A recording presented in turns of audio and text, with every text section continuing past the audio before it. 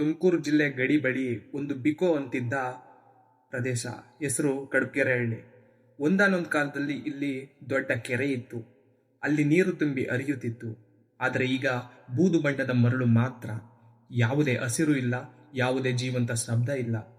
ಅದರ ಪಕ್ಕದ ಹಳ್ಳಿಯವರು ಸಾಯಂಕಾಲ ನಂತರ ಆ ಕೆರೆ ಕಡೆ ಹೋಗೋದೇ ಇಲ್ಲ. ಕಾರಣ ಒಂದೇ, ಮರಳು ರಾತ್ರಿ ಉಸಿರಾಡ್ತದೆ ಅಂತ. ಅದೇ ಬತ್ತಿ ಹೋದ ಜಾಗಕ್ಕೆ ಬೆಂಗಳೂರಿನಿಂದ ಬಂದಿದ್ದ ನಾಲ್ವರು, ಆಕಾಶ್, ಪ್ರಿಯಾ, ಶ್ಯಾಮ್ ಮತ್ತು ಅವರ ಗೈಡ್ ಡಾಕ್ಟರ್ ಮಧುಕರ, ಜಿಯೋಸೈನ್ಸ್ ಪ್ರೊಫೆಸರ್. ಅವರಿಗೆ ರಿಸರ್ಚ್ ಪ್ರಾಜೆಕ್ಟ್ ಏನಂದ್ರೆ ಒಣಗಿದ ಕೆರೆಗಳ ತಡಗಳು ಮತ್ತೆ ಕಾಂತೀಯ ಭೂಗರ್ಭ ಚಟುವಟಿಕೆ ಮಾಡುತ್ತಿದ್ದರು. ಅವರು ಕಡಬ್ಗೆರೆ ಹಳ್ಳಿಯ ಒಳಗಡೆ ಒಣಗಿದ ಕೆರೆಯ ಬಳಿ ಟೆಂಟ್ ಹಾಕಿದ್ದರು. ಯಾಕೆಂದ್ರೆ ಆ ಕೆರೆನ ಅವರು ಎಕ್ಸ್ಪ್ಲೋರ್ ಮಾಡಬೇಕಾಗಿತ್ತು. ರಾತ್ರಿ ಅವರು ಡ್ರೋನ್ ಮೂಲಕ ತೆಗೆದ ಫೋಟೇಜ್ನಲ್ಲಿ ಕೆರೆಯ ಒಣ ನೆಲ ನಿಜವಾಗಿಯೂ ನಿಶ್ಚಲವಾಗಿರಲಿಲ್ಲ. ಪ್ರತಿ 5 ಸೆಕೆಂಡಿಗೆ ಒಂದು ಸಣ್ಣ ಕಂಪನ ಬರುತ್ತಿತ್ತು. ಅದರ ನೆಲದ ಒಳಗೆ ಏನೋ ಚಲಿಸುತ್ತಿತ್ತು ಅನ್ನೋ ತರಹ ಇತ್ತು. ಅವರಿಗೆ ಈ ನೆಲ ಉಸಿರಾಡ್ತಾ ಇದೆ ಅನಿಸುತ್ತೆ. ಏನೋ ಎನರ್ಜಿ ಅಥವಾ ಫೋರ್ಸ್ ಒಳಗಿಂದ ಕೆಲಸ ಮಾಡ್ತಾ ಇತ್ತು ಅನ್ನೋ ಫೀಲ್ ಅವರಿಗೆ ಕೊಡ್ತದೆ. ಬೆಳಿಗ್ಗೆ ಅವರು ಉತ್ಖನನ ಮಾಡೋಕೆ ಶುರು ಮಾಡ್ತಾರೆ. ಅವರು ಮರಳನ್ನ ತೆಗೆಯುತ್ತಿರ್ತಾರೆ. ಕೇವಲ 1 ಅಡಿ ಕೆಳಗೆ ಪ್ರಾಚೀನ ಕಾಲದ ಒಂದು ಎನರ್ಜಿ ಹೊಂದಿದ ಆಬ್ಜೆಕ್ಟ್ ಸಿಗ್ತದೆ. ಅದರ ಮೇಲೆ ಕನ್ನಡ ಮತ್ತೆ ಸಂಸ್ಕೃತ ಮಿಕ್ಸ್ ಆಗಿ ಶಾಸನ ಬರೆಯಲ್ಪಟ್ಟಿತ್ತು. ಸರೋವರ ಒಣಗಿದೆ, ಆದರೆ ಅದರೊಳಗಿರುವ ಶಾಪ ಇನ್ನೂ ಜೀವಂತ ಬದುಕಿದೆ ಅಂತ ಬರೆದಿತ್ತು. ಪ್ರಿಯಾ ಅದನ್ನ ಟಚ್ ಮಾಡುತ್ತಿದ್ದಂತೆಯೇ ಬೂದು ಮರಳು ಉಸಿರೆಳೆದಂತೆ ನಿಧಾನವಾಗಿ ಚಲಿಸುತ್ತೆ. ಡಾಕ್ಟರ್ ಮಧುಕರ ಜೋರಾಗಿ ಹೇಳ್ತಾನೆ, stop doing, leave it in place ಅಂತ ಜೋರಾಗಿ ಹೇಳ್ತಾನೆ. ಆದರೆ ಅವನಿಗೆ ಡೇಂಜರ್ ಫೀಲ್ ಆಯಿತು. ಅದು ಹಳೆಯ ಮ್ಯಾಗ್ನೆಟಿಕ್ ಅಥವಾ ಸೂಪರ್ ನ್ಯಾಚುರಲ್ ರಿಯಾಕ್ಷನ್ ಆಗಿರ್ಬೋದು ಅನ್ನೋ ಅನುಮಾನ ಅವನಿಗೆ ಇರುತ್ತೆ. ಆದರೆ ಶ್ಯಾಮ್ ಕ್ಯೂರಿಯಸ್ ಆಗಿ ಅದನ್ನ ಕ್ಯಾಮ್ರಾ ಫೋಕಸ್ ಮಾಡ್ತಾನೆ. ಕ್ಯಾಮ್ರಾ ಮೈಕ್ ಪಿಕ್ ಮಾಡಿತ್ತು. ಆ ಡಿಸ್ಕ್ನಿಂದ ಒಂದು ಶಬ್ದ ಕೇಳಿಸ್ತದೆ. ಆ ಡಿಸ್ಕ್ನಿಂದ ಹೊರಬರುತ್ತಿದ್ದ ಸೌಂಡ್ ಅದು ಕೇವಲ ಗಾಳಿ ಶಬ್ದ ಅಲ್ಲ, ಬದಲಿಗೆ ಮಾನವನ ಕಿವಿಗೆ ಬಹುತೇಕ ಕೇಳಿಸುವುದಿಲ್ಲ ಆವರ್ತನ ಇರುವ ಎನರ್ಜಿ ವೈಬ್ರೇಟನ್ ಕೇಳಿಸ್ತದೆ. ಅದೇ ದಿನ ರಾತ್ರಿ 2 ಗಂಟೆ ಟೆಂಟ್ ಒಳಗೆ ಎಲ್ಲರೂ ಕಾಫಿ ಕುಡಿತಾ ಫೂಟೇಜ್ ನೋಡ್ತಿದ್ರು. ಮೈಕ್ ಆಡಿಯೋ ಪ್ಲೇ ಮಾಡ್ತಿದ್ದಾಗ ಬ್ಯಾಕ್ಗ್ರೌಂಡ್ನಲ್ಲಿ ವುಮೆನ್ ವಾಯ್ಸ್ ಕೇಳಿಸ್ತದೆ. ಮರಳಿನೊಳಗೆ ಬಾ, ನೆನಪು ಕೊಡ್ತೀನಿ ಅಂತ ಆ ವಾಯ್ಸ್ ಇರ್ತದೆ. ಪ್ರಿಯಳ ಹಾರ್ಟ್ ಸಡನ್ ಆಗಿ ನಿಂತು ಹೋದಂತೆ ಆಗುತ್ತದೆ. ಯಾಕೆಂದ್ರೆ ಅವಳು ಅಳುತ್ತಾ ಹೇಳ್ತಾಳೆ, ಇದು ನನ್ನ ಅಮ್ಮನ ವಾಯ್ಸ್ ಅಂತ ಹೇಳ್ತಾಳೆ. ಅವಳ ಅಮ್ಮ ಚೈಲ್ಡ್ಹುಡ್ ನಲ್ಲಿ ಹಳ್ಳಿಯಲ್ಲಿ ಬಿದ್ದು ನಾಪತ್ತೆ ಹಾಕಿದ್ದರು ಅನ್ನುವ ಸ್ಟೋರಿ ಕೂಡ ಇದೆ.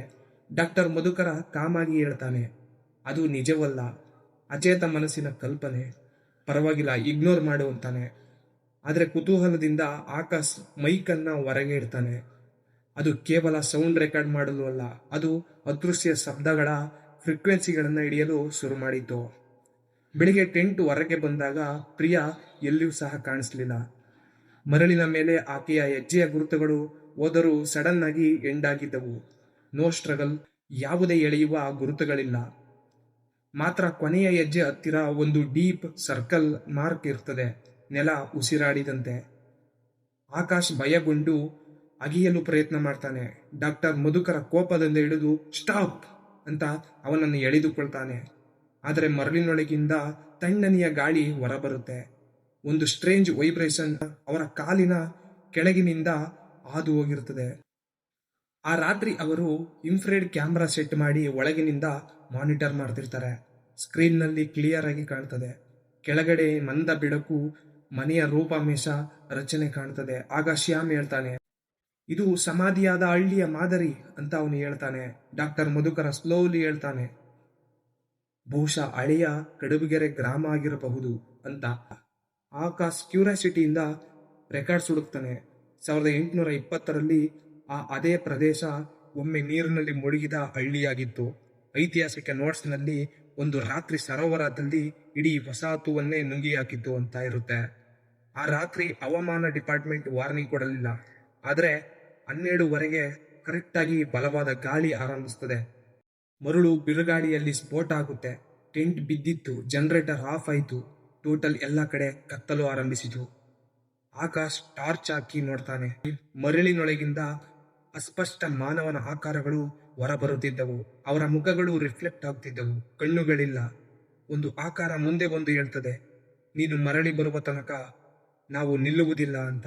ಆಗ ಅವರುಗಳು ಎಲ್ಲರೂ ಭಯದಿಂದ ತಲೆ ಸುತ್ತಿ ಕೆಳಗೆ ಬಿದ್ದಿದ್ದರು. ಮತ್ತೆ ಬೆಳಗ್ಗೆ ಅವರಿಗೆ ಎಚ್ಚರಿಕೆ ಆಗುತ್ತೆ. ಬೆಳಗಿನ ಜಾವ ಎಲ್ಲ ಸೈಲೆಂಟ್ ಆಗಿ ಇತ್ತು. ಟೆಂಟ್ ಬಹುತೇಕ ಮರಳಿನೊಳಗೆ ಊತು ಹೋಗಿತ್ತು. ಲ್ಯಾಪ್ಟಾಪ್ ಓಪನ್ ಮಾಡಿದಾಗ ಕೊನೆಯ ರೆಕಾರ್ಡಿಂಗ್ ಬಿಳಿ ಆಕಾರ ಮಾತ್ರ ಇತ್ತು. ಕ್ಯಾಮ್ರಾ ಮೆಮೊರಿ ಯಾವ ಫೈಲ್ ಕೂಡ ಇರಲಿಲ್ಲ.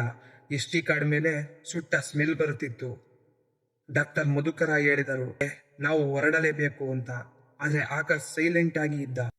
ಶ್ಯಾಮ್ ನಿಲ್ಲದೆ ಹೇಳ್ತಾನೆ, ನಾನು ಒಬ್ಬ ಶ್ಯಾಡೋವನ್ನ ನೋಡಿದೆ ಅಂತ ಅವನು ನಿಲ್ಲಿಸ್ತೇನೆ ಹೇಳ್ತಾನೆ ಇರ್ತಾನೆ. ಆಗ ಎಲ್ಲರೂ ಹೊರಡಬೇಕು ಅಂತ ಪ್ಲಾನ್ ಅನ್ನ ಹಾಕೊಂಡು ಎಲ್ಲವನ್ನ ಪ್ಯಾಕ್ ಮಾಡಿಕೊಂಡು ಅವರು ಜೀಪ್ನಲ್ಲಿ ಹೊರಡ್ತಾರೆ. ಮರಳು ದಾರಿಯ ಪಕ್ಕದಲ್ಲಿ ಹೋಗುತ್ತಿರುವಾಗ ಜೀಪ್ ನಿಧಾನವಾಗಿ ಮುಳುಗೋಕೆ ಶುರುವಾಗುತ್ತೆ. ಟೈರ್ಗಳು ಅರ್ಧ ಊತು ಹೋಗಿದ್ದವು. ಡಾಕ್ಟರ್ ಮಧುಕರ ಜೀಪ್ ಅನ್ನ ಫಾಸ್ಟ್ ಆಗಿ ಓಡಿಸಲು ಟ್ರೈನ್ ಮಾಡ್ತಾನೆ. ಆದ್ರೆ ಜೀಪ್ ಮುಂದೆ ಹೋಗೋದೇ ಇಲ್ಲ. ಆಕಾಶ್ ಹೊರಗೆ ಇಳಿದು ಮರಳನ್ನ ತೆಗೆಯಕ್ಕೆ ಟ್ರೈನ್ ಮಾಡ್ತಾನೆ. ಅವನ ಕೈ ಮರಳಿನೊಳಗೆ ಟಚ್ ಆಗುತ್ತಿದ್ದಂತೆಯೇ ಮರಳಿನೊಳಗಿಂದ ಯಾರೋ ಕೈ ಹಿಡಿದ ಹಾಗೆ ಫೀಲ್ ಆಗುತ್ತೆ. ಅವನು ಚೀರಾಡುತ್ತಾ ಬೀಳ್ತಾನೆ. ಆದರೆ ಕೆಲವೇ ಸೆಕೆಂಡುಗಳಲ್ಲಿ ಮರಳು ಶಾಂತವಾಗಿ ಬಿಟ್ಟಿತ್ತು. ಮಧುಕರ ಲೋಕಲ್ಸ್ನ ಹುಡುಕಿದರು. ಒಬ್ಬ ಹಿರಿಯ ವ್ಯಕ್ತಿ ಕಾಮಾಗಿ ಹೇಳ್ತಾನೆ, ಮರಳಿನೊಳಗೆ ಹಳೆಯ ಕಡಬುಗೆರೆ ಇದೆ, ಅಲ್ಲಿ ಕಾಲ ನಿಂತಿದೆ, ಅಲ್ಲಿ ಹೆಜ್ಜೆ ಇಟ್ಟವರು ಹಿಂದೆ ಹಿಂತಿರುಗೋಕೆ ಬರೋದಿಲ್ಲ ಅಂತ ಹೇಳ್ತಾನೆ. ಆಕಾಶ್ ಇನ್ನೂ ಅವರ ಹೇಳಿದ್ದನ್ನ ನಂಬುತ್ತಿರಲಿಲ್ಲ. ವಿಲೇಜರ್ಸ್ ಮತ್ತೆ ಹೇಳ್ತಾರೆ, ಪ್ರತಿ 15 ವರ್ಷಕ್ಕೊಮ್ಮೆ ಯಾರಾದರೂ ರಿಸರ್ಚ್ ಅಂತ ಬಂದು ಕಾಣೆಯಾಗ್ತಾರೆ ಅಂತ ಹೇಳ್ತಾರೆ. ಅವರು ಹೊರಗೆ ಹೋಗಕ್ಕೆ ಸಾಧ್ಯ ಆಗದೆ ಅಲ್ಲಿಯೇ ಟೆಂಟ್ ಅನ್ನ ಹಾಕ್ತಾರೆ. ಆ ರಾತ್ರಿ ಬಿರುಗಾಳಿ ಮತ್ತೆ ಶುರುವಾಗುತ್ತೆ. ಟೆಂಟ್ ಒಳಗಿದ್ದಾಗ ಸಡನ್ ಶೇಕ್ ಆಗೋಕೆ ಶುರುವಾಗುತ್ತೆ. ಬೆಳಗ್ಗೆ ಎದ್ದು ನೋಡಿದ್ರೆ ಎಲ್ಲರೂ ಕಾಣೆಯಾಗಿ ಹೋಗಿದ್ದರು. ಡಾಕ್ಟರ್ ಮಧುಕರ ಮಾತ್ರ ಉಳಿದಿದ್ದರು. ಅವರು ಫೀಲ್ಡ್ ಬುಕ್ನಲ್ಲಿ ಏನಂತ ಬರೀತಾರೆ ಅಂದ್ರೆ, ಮರಳು ದ್ರವ ಸ್ಮರಣೆಯಾಗಿ ವರ್ತಿಸುತ್ತಿದೆ, ಅದು ಪ್ರತಿ ಹೆಜ್ಜೆಯನ್ನ ನೆನಪಿಸಿಕೊಳ್ಳುತ್ತದೆ ಅಂತ ಬರೆತಿರ್ತಾರೆ. ಮುಂದಿನ ದಿನ ಪೊಲೀಸ್ ಜಿಯೋಲಜಿ ಟೀಮ್ಸ್ ಬಂದರು.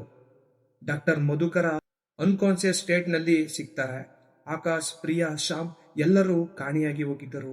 ಗೌರ್ಮೆಂಟ್ ರಿಪೋರ್ಟ್ ಮಾಡ್ತದೆ. ಮರಳಿನ ಧ್ರುವೀಕರಣ ಮತ್ತೆ ಕಾಂತೀಯ ಹೇಳಿ ಕೇಸನ್ನ ಕ್ಲೋಸ್ ಮಾಡ್ತಾರೆ. ಆದ್ರೆ ವಿಲೇಜರ್ಸ್ಗೆ ಅವರ ಬಗ್ಗೆ ಅನೌಪಚಾರಿಕವಾಗಿ ಮಾತನಾಡ್ತಾರೆ. ಆದ್ರೆ ಮಧುಕರ ಮಾತ್ರ ಯಾವುದೇ ಮಾತುಗಳನ್ನು ಆಡೋದಿಲ್ಲ. ಅವರು ಕಣ್ಣು ಮುಚ್ಚಿ ಮಣ್ಣಿನ ಶಬ್ದವನ್ನ ಕೇಳ್ತಾರೆ. 5 ವರ್ಷಗಳ ನಂತರ ಹೊಸ ಸ್ಟೂಡೆಂಟ್ ರಘು ಅದೇ ಪ್ರಾಜೆಕ್ಟ್ ಅನ್ನ ರೀಓಪನ್ ಮಾಡ್ತಾನೆ. ಅವನಿಗೆ ಮಾನಿಟರ್ ಆಗಿ ಡಾಕ್ಟರ್ ಮಧುಕರನೇ ಇರ್ತಾರೆ. ಅದೇ ಘಟನೆಯ ಬಳಿ ಮತ್ತೆ ಹೋಗಿರ್ತಾರೆ. ರಘು ಟೆಂಟ್ ಹಾಕುತ್ತಿದ್ದಾಗ ಮಧುಕರ ಹೇಳ್ತಾರೆ, ಒಮ್ಮೆ ಕೇಳು, ಈ ನೆಲ ಇನ್ನೂ ಉಸಿರಾಡ್ತಿದೆ ಅಂತಾರೆ. ಆ ರಾತ್ರಿ ರಘು ಕ್ಯಾಮ್ರಾ ಆನ್ ಮಾಡಿ ಸ್ಕ್ರೀನ್ ನಲ್ಲಿ ಹುಡುಗಿ ಮೈಕ್ ಹಿಡಿದು ನಿಂತಿದ್ದಾಳೆ. ಹುಡುಗ ನೋಟ್ ಬುಕ್ ಅನ್ನ ಹಿಡಿದಿದ್ದಾನೆ. ಒಬ್ಬ ಪ್ರೊಫೆಸರ್ ಅವನನ್ನ ನೋಡುತ್ತಿರುವ ಹಾಗೆ ಕಾಣಿಸುತ್ತದೆ. ಮುಂದಿನ ಬೆಳಿಗ್ಗೆ ರಘು ಕೊಳದ ಹತ್ತಿರ ಹೋಗಿ ನಿಂತಿದ್ದಾನೆ. ಹಳ್ಳಿಯ ಒಣ ಕೆರೆ, ಆದರೆ ಅಲ್ಲಲ್ಲಿ ಗುಂಡಿಗಳಲ್ಲಿ ನೀರು ಉಳಿದಿದೆ. ಚಂದ್ರನ ಬೆಳಕು ಬಿದ್ದಾಗ ರಿಫ್ಲೆಕ್ಷನ್ ನಲ್ಲಿ ಮೂವರು ನಿಂತಂತೆ ಕಾಣ್ತಾರೆ. ಆಕಾಶ್, ಪ್ರಿಯಾ, ಶ್ಯಾಮ್. ಅವರ ಮುಖ ಕಾಮ್ ಆಗಿರ್ತದೆ. ರಘು ನೀರ್ ಟಚ್ ಮಾಡ್ತಾನೆ. ಆ ಮುಖಗಳು ಮಾಯಾಗಿ ಹೋಗ್ತವೆ. ರಘು ಡೈರಿಯಲ್ಲಿ ಬರೀತಾನೆ, ಮರಳಿನೊಳಗಿದೆ ಕಾಲ, ಅದು ಮನುಷ್ಯರನ್ನ ನೆನಪುಗಳಂತೆ ಸಂಗ್ರಹಿಸುತ್ತದೆ ಅಂತ ಬರೆದುಕೊಳ್ತಾನೆ. ಅದಾದ ಮೇಲೆ ರಘು ಕೂಡ ಕಾಣೆಯಾಗಿ ಹೋಗ್ತಾನೆ. ಟೆಂಟ್ ಮಾತ್ರ ಉಳಿದಿರುತ್ತದೆ. ಒಳಗೆ ಒಂದು ನೋಟ್ ಬುಕ್ ಅಲ್ಲಿ ಒಂದು ಲೈನ್ ಇರ್ತದೆ, ನೀರು ಮರಳಿ ಬರುವ ತನಕ ನಾವು ನಿಲ್ಲುವುದಿಲ್ಲ ಅಂತ. ಇಂದಿಗೂ ಆ ಪ್ರದೇಶದಲ್ಲಿ ರಾತ್ರಿ ಗಾಳಿ ಬಂದಾಗ ಮರಳು ಅಲೆಗಳು ತರಹ ಚಲಿಸುತ್ತದೆ. ಹಳ್ಳಿಯ ಜನ ಹೇಳೋದಿಲ್ಲ, ಕೇವಲ ಕೇಳಿಸಿಕೊಳ್ತಾರೆ. ಮರಳಿನೊಳಗೆ ಮರೆತವರ ಉಸಿರನ್ನ.